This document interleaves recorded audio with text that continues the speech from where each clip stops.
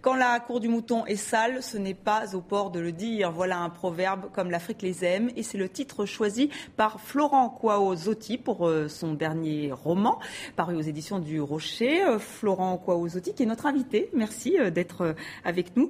Alors donc, c'est un roman policier qui nous entraîne à Cotonou, au Bénin. C'est vraiment dans la plus pure tradition du polar, puisqu'on a un détective privé, un peu loser, un affreux méchant, manchot en plus, des jolies petites chéries, et tout ce beau monde se dispute autour de la poussière d'ange, comprenez de la cocaïne. Vous avez eu envie de jouer avec tous les codes du genre ? Oui, parce que déjà dans les autres tests que j'avais publiés auparavant, il y avait déjà une atmosphère de polar. Et donc je me suis dit, mais pourquoi ne pas aller jusqu'au bout de, mes intentions cachées de polar. Et donc construire cette histoire m'a pris énormément de temps parce qu'il fallait construire une histoire absolument crédible, mais également faire émerger des personnages qui sont typés dans la tradition de polar, mais qui soient, des répliques de ce qu'on a sur le terrain au Bénin.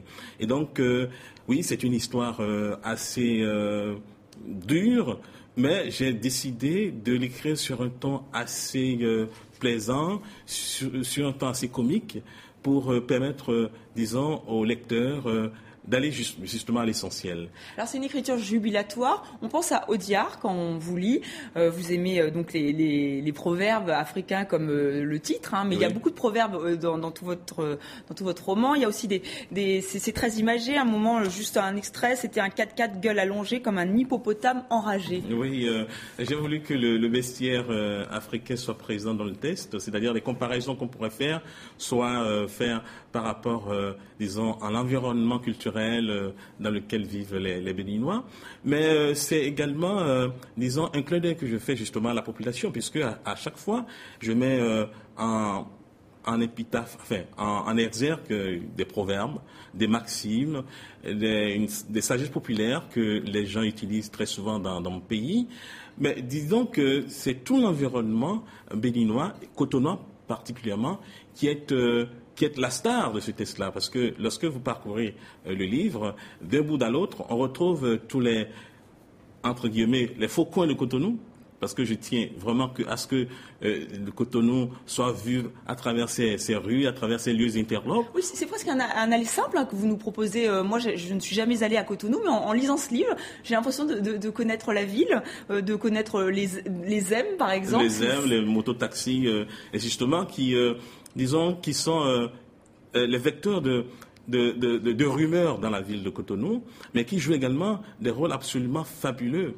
Lorsque, par exemple, un des personnages décide de rallier un point de Cotonou, il utilise justement les émigrants. Lorsqu'on a besoin d'avoir des informations précises sur ce qui ne va pas à l'intérieur de la ville de Cotonou, c'est également les M. Donc, les M, c'est une réalité qui essaime toutes les rues de Cotonou.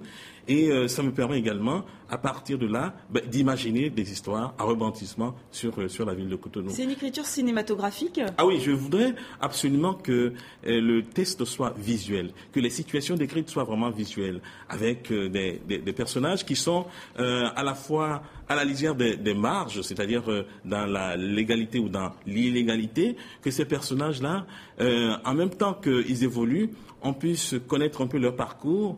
Et là, j'ai essayé de montrer vraiment de manière visuelle, justement, chacun des pas que posent ces personnages-là. C'est à l'image, justement, de cette Afrique enchantée, de cette Afrique éclatée, où on a besoin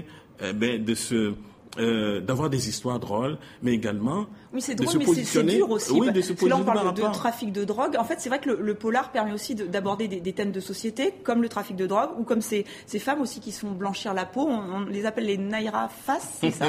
Les Naira Face, c'est par référence à la monnaie nigérienne, qui est au billet de la monnaie nigérienne, qui est très arc-en-ciel, donc on estime que les femmes qui s'en vont se décaper la peau là-bas, parce que ça se fait, là-bas, on dit que même il y a les femmes qui s'en vont entrer dans les machines pour se faire décaper la peau, donc on estime qu'elles font fantaface et Body Coca-Cola. Voilà. C'est très imagé.